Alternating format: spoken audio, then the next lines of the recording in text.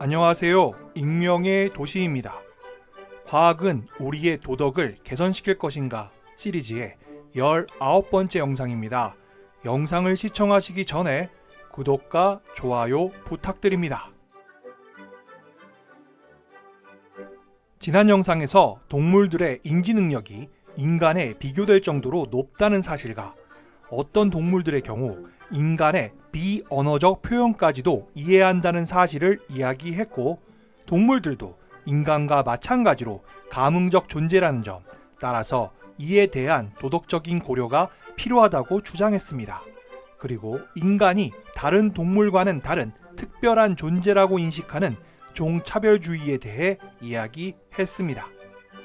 지난 영상의 말미에 언급한 것처럼 인간이 다른 동물과는 다른 특별한 존재이기 때문에 다른 동물을 먹어도 된다는 논리 역시 종차별주의입니다. 대부분의 사람들에게는 인간이 다른 동물을 먹는 행위는 너무나 자연스럽기 때문에 이러한 논리가 이상해 보이지만, 동물권을 옹호하는 사람들은 과거의 노예제도, 대학살, 강간도 원래부터 그랬던 자연스러운 일로 여겼다가 결국에 그러한 관습이 부도덕하게 인지되었다고 주장합니다. 이렇게 이야기가 진행되면 이 영상을 시청하시는 여러분들은 익명의 도시, 저 사람은 채식주의자인가 보다 라고 생각하실 것 같은데요. 사실을 고백하자면 저는 채식주의자는 아닙니다. 그리고 극단적인 동물 해방론에 대해 찬성하지 않습니다. 이러한 주제에 대해 판단할 때에는 맥락과 동기를 중요하게 고려해야 합니다. 예를 들어 캐나다 북부 지역인 북극권에 거주 중인 한 이누이트 원주민이 생계수단으로 바다코끼리 잡이에 나서고 있습니다. 반면 털옷을 걸치고 뉴욕의 고급 식당에 가서 고기를 뺀 버거를 주문할 수 있는데도 육즙이 풍부한 스테이크를 먹는 여배우가 있습니다. 이 두 사람 사이에는 차이가 없는 것일까요? 여기에서 우리는 도덕적으로 어려운 문제에 직면합니다. 종차별주의가 존재하고 우리가 그 장벽을 깨야 한다는 것을 인정하면 동물을 죽이는 것이 맥락과 동기에 관계없이 모두 같은 것일까요? 하지만 두 사례를 통해 맥락과 동기에서 차이가 있으면 그 차이는 도덕적으로 중요하다는 것을 알 수 있습니다. 동물권 운동가들은 동물들, 정확히 말하면 가축들이 홀로코스터를 겪고 있다고 주장합니다. 공장식 축산시설의 건물들과 아우슈비츠 비르케나우에 있는 나치 수용소의 감옥 막사들의 건축 설계가 비슷하다는 사실은 이러한 주장에 힘이 실리는 것 같기도 합니다. 공장식 축산시설에서 새로운 세대의 감흥적 존재들인 동물들이 오직 절멸당하기 위해 태어나고 있다는 사실은 특정한 인류 집단을 절멸시키려고 시도한 홀로코스트와 다를 바 없는 것처럼 보입니다. 그러나 이러한 생각에는 문제가 있습니다. 왜냐하면 가해자들의 동기를 고려하지 않았기 때문입니다. 하나는 사람들을 먹이기 위해 일하고 그렇게 함으로써 돈을 버는 농부들이고, 다른 하나는 대학살 자체가 동기였기 때문입니다. 그리고 이 둘 사이에는 엄청난 도덕적 격차가 있습니다. 원하고 필요한 사람들에게 식량을 제공함으로써 생계를 유지하는 축산 농가의 농부들이 직업상 동물들을 죽이는 것과 나치 친위대원들이 인종 청소와 순혈주의적 인종 말살만을 위해 유대인, 집시, 동성애자를 살해하는 것은 동기에서 하늘과 땅의 차이가 있습니다.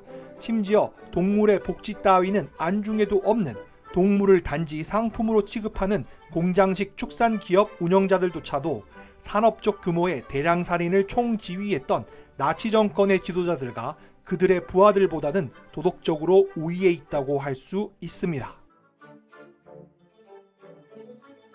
지금까지 지속적으로 주장해온 도덕적 진보에 있어 핵심이 되는 것 중에 하나는 역지사지로 감정이입 능력의 근간이 되는 심리입니다. 다시 말해 상대방에 대한 행동이 옳은지 그른지 판단하기 위해서 먼저 그 감흥적 존재의 입장에 서보는 것입니다. 이는 동물의 권리와 관련해서도 마찬가지입니다. 우리가 가끔 내셔널 지오그래픽 채널에서 동물에 대한 다큐를 시청하다 보면 우리도 모르게 동물의 입장에 감정이입하게 되는 경험을 할 때도 있습니다. 사실 이러한 다큐멘터리가 의도하는 것 중에 하나가 역지사지입니다. 때로는 너무나 잔혹한 장면에 우리는 감정이 격해지기도 하고 심하면 눈물을 흘리기도 합니다. 심지어 이러한 다큐를 촬영하고 있는 감독과 동료들은 이러한 상황에 대해 엄청난 자제심을 발휘하는 것입니다. 그리고 이러한 영화를 시청한 우리들도 타인의 고통을 볼 때 작동하는 뇌의 공감회로가 작동됩니다. 그리고 그것이 이러한 다큐의 목적이기도 합니다. 따라서 우리의 도덕을 확장하는 힘은 동물들도 우리처럼 지능, 자기인식, 인지력, 도덕 능력을 가진다는 사실보다는 동물들도 우리처럼 고통을 겪는다는 사실에서 기인합니다. 우리가 동물들이 우리처럼 살고 싶어하고 죽기를 두려워하는 가뭉적인 존재임을 가슴 깊이 이해할 때까지 동물권은 확실하게 실현되지 않을 것입니다. 이 지점에서 사실은 당위성이 되어야 합니다. 자연적인 것, 다시 말해 동물들이 우리처럼 본성에 따라 먹이, 물, 보금자리, 동료애, 움직일 자유, 고통 회피 욕구를 지닌다는 사실은 그러해야 마땅한 것이 되어야 합니다. 특히 본성에서 벗어난 상태가 한 종이 다른 종을 착취한 결과인 경우가 그렇습니다. 이때 우리는 관점을 바꾸어 자연주의 논증의 역발상을 시도하는 도덕적 선택을 합니다. 도덕적 진보는 착취하는 자가 착취당하는 자의 입장을, 가해자가 피해자의 입장을 역지사지할 때 일어납니다. 왜 우리가 한쪽의 관점을 상대방의 관점보다 우선해야 할까요? 그것이 도덕적 진보가 이루어지는 방식이기 때문입니다. 지금까지 행한 논의와 관련하여 철학자 데니얼 데닛이 반론을 제기합니다. 그는 통증과 고통을 구분하면서 통증은 본능적이고 기본적인 감각으로 대부분의 동물들이 공통적으로 경험하는 것인 반면 고통은 더 인간적인 감정인 걱정, 수치심, 슬픔, 모욕, 끔찍함, 특히 미래에 대한 불안 등과 관련이 있다고 주장합니다. 이러한 감정들은 소수의 동물들만이 지니고 있는 고등한 인지 능력이라고 주장하면서 그는 다음과 같이 말합니다. 우리가 동물들의 삶에서 알아볼 수 있는 고통을 발견하지 못한다면 그들의 뇌 어딘가에 보이지 않는 고통이 존재하지 않는다고 봐도 좋습니다. 우리가 고통을 발견할 경우 그것은 쉽게 눈에 띌 것입니다. 그러나 이러한 그의 주장에 대해 저는 동의하지 않습니다. 제가 시청했던 여러 동물 관련 다큐에서 저는 동물들이 불안하고 걱정하고 두려워하는 것을 느낄 수 있었습니다. 그리고 동물들이 사람보다 고통을 덜 느낀다고 추정할 이유가 없습니다. 다른 가뭉적 존재들의 마음 안에서 무슨 일이 일어나는지 우리는 알 수 없다고 주장한다면 우리는 그들의 고통이 우리의 고통보다 덜하다고 추정할 수 없습니다. 어쩌면 다른 동물들의 고통이 더 클 수도 있습니다. 그렇다면 동물권의 도덕적인 기반은 무엇일까요? 그것은 우리가 그들을 대하는 방식에서 시작합니다. 히포크라테스 선서에서 의료 종사자들을 규율하는 첫 번째 원리인 무엇보다 해를 입히지 말라도 거기에서 시작합니다. 다른 모든 조건이 동일하다면 해를 입히는 것, 특히 고통을 주는 것이 나쁜 것입니다. 인간 외 동물들도 고통을 경험할 수 있기 때문에 이 기본적인 윤리적 원리는 종의 장벽을 초월해서 적용되어야 합니다. 그리고 동물권에 대해 이야기할 때에는 도덕의 행위자가 종이 아니라 개체임을 잊어서는 안 됩니다. 통증과 고통을 느끼는 주체는 개별적인 유기체입니다. 더 정확히는 개별 유기체를 구성하는 통증을 느낄 수 있는 개별적인 뇌입니다. 도살장으로 끌려가는 길에서 가축총을 맞는 주체는 하나의 황소 개체이지 보스 프리미게 니우스라는 종이 아닙니다. 노예 해방과 동물의 권리운동 사이에는 유사점이 많습니다. 그러나 동물권에 대한 운동이 성공하기 위해서는 18, 19세기의 노예제 폐지론자들이 했던 것보다 훨씬 더 많은 것들을 해야 합니다. 노예 무역이 정점이었을 때조차도 노예를 소유하고 거래한 사람들은 세계 인구에서 소수였지만 고기를 먹고 동물 제품들을 사용하는 것은 세계 인구의 절대 다수에게 해당되는 일이기 때문입니다. 19세기 미국의 노예들보다 동물들은 우리의 일상에서 훨씬 더 필수적인 존재입니다. 법적으로 동물들은 재산이며 따라서 동물들에 대한 사용은 법으로 보호받습니다. 그리고 이러한 현실은 쉽게 바뀌지 않을 것입니다. 아무리 동물권 옹호론자들의 주장이 훌륭해도 채식주의자의 비율을 한 자릿수에서 두 자릿수로 올리는 것은 힘들어 보입니다. 사람들이 생존하기 위해 반드시 노예를 소유할 필요는 없지만 사람들은 먹어야 살고 고기는 대부분의 사람들에게 맛있을 뿐 아니라 비교적 값싸고 쉽게 구할 수 있다는 점에서 배를 채워주는 대중적인 상품입니다. 미국에서는 남북 전쟁이라는 큰 희생을 치르고서야 노예제도를 폐지할 수 있었습니다. 노예를 소유하는 소수의 사람들을 상대하는 데에도 그렇게 힘들었습니다. 그렇다면 전 세계 인구의 90에서 95%가 넘는 육식하는 사람들을 상대하는 일은 두말할 필요 없이 더 힘들 것입니다. 그렇다면 어떻게 해야 할까요? 큰 변화를 가져오기 위해서는 도덕적 지각의 대변화라는 것이 필요합니다. 이는 노예사 연구자인 데이비드 브라이언 데이비스가 언급한 것입니다. 다시 말해 동물들을 대하는 방식을 재산에서 인격으로 바꾸는 인식 변화가 필요합니다. 또한 이와 관련해서는 법학자 게리 프렌시온의 주장을 고려할 필요가 있습니다. 그는 왜 인간 외의 가문적 존재들을 인격으로 간주해야 하는지 자세하고 논리적으로 설명했습니다. 그들은 의식이 있습니다.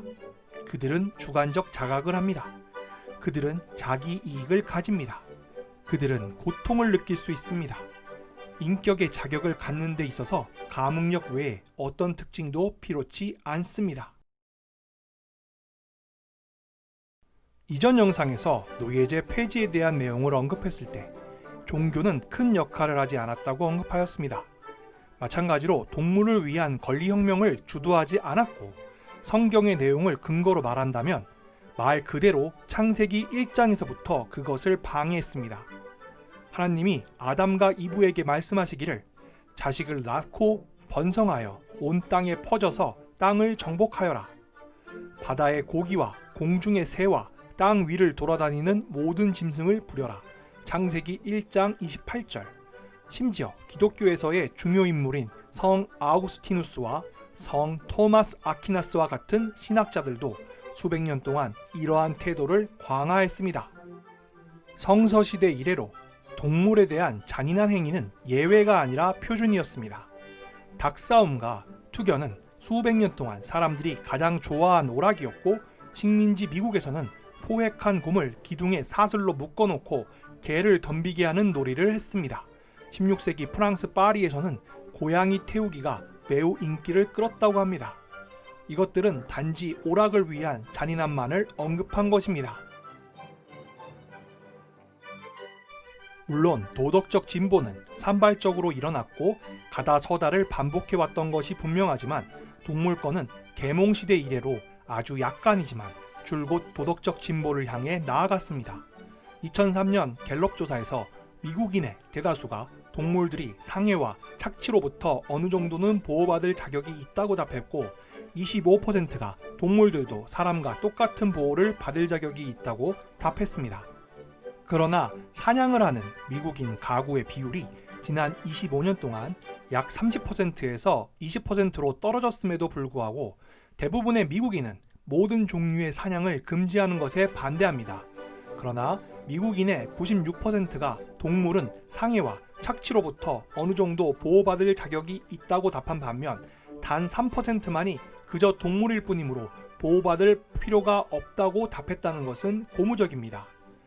이러한 결과는 주목할 만한데 우리는 사람이 가져야 마땅한 적극적 원리에 대해 이야기할 때 애매하게 말하는 경향이 있으며 심지어는 사람이 보장받아야 할 것을 둘러싸고도 상당한 입씨름을 벌이기 때문입니다. 하지만 상해와 착취로부터 벗어나게 하려면 부정적 행동을 멈추기만 하면 됩니다. 다시 갤럽 조사에서 62%의 미국인들이 축산시설 내 동물의 처우에 관한 엄격한 법을 통과시키는 것을 지지했습니다. 동물을 식품으로 소비하는 문제에 대해 2012년에 조사한 연구에 의하면 미국인의 4%가 항상 채식을 한다고 합니다.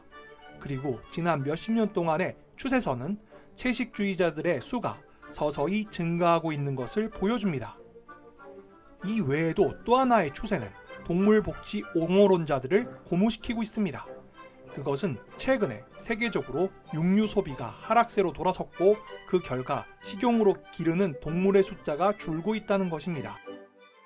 미국 농무부에 따르면 2007년과 2012년 사이에 육류와 가금류 소비는 12.2% 감소했다는 것입니다.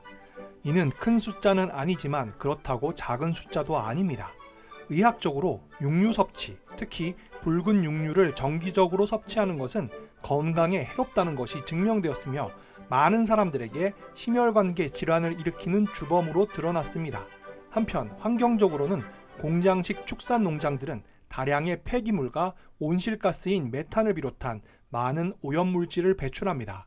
게다가 축산시설에는 악취가 진동합니다.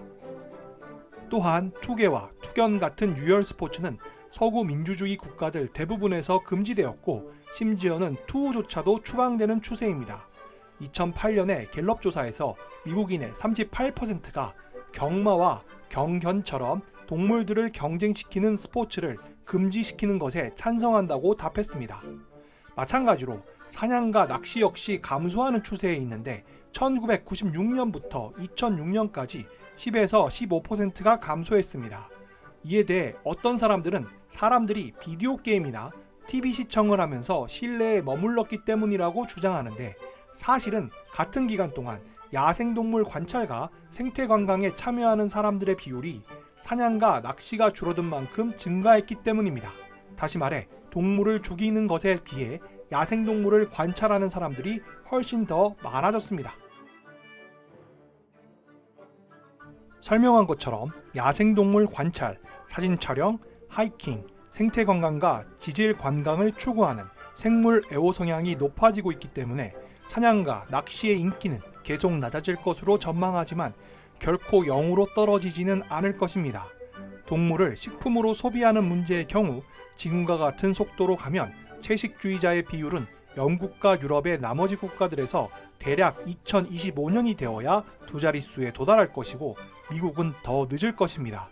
그리고 모든 곳에서 채식주의자 비율이 10%에 이르는 것은 잘해야 2050년쯤일 것으로 예상됩니다. 그렇다면 우리는 무엇을 할 수 있을까요? 한 가지 대안으로는 규모가 작고 환경적으로 안정적이며 동물 친화적인 농장으로 돌아가는 방법을 생각해 볼 수 있습니다. 대표적인 사례는 미국 버지니아주의 셰넌도어 계곡의 농장입니다. 축산 농장에서 공장 조립 라인의 기기장치처럼 취급받는 대신 종의 모든 구성원들이 본성대로 살아갈 수 있고 그럼으로써 그 동물들은 비록 대부분 도축당에 소비된다 하더라도 모든 가문적 존재의 도덕적 필요인 생존하고 번식하고 번성하려는 욕구를 충족시킬 수 있습니다. 이러한 동물 친화적인 지역 농장은 그러한 곳에서 생산된 식품에 대한 수요가 높아지면서 인기를 얻기 시작했습니다.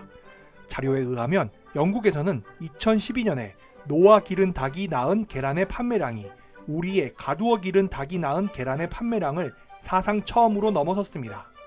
또한 미국의 슈퍼마켓 체인인 홀푸드 마켓은 5단계 동물복지 등급이라는 프로그램에 참여하고 있다는 사실을 자사의 웹페이지에서 알리고 있습니다.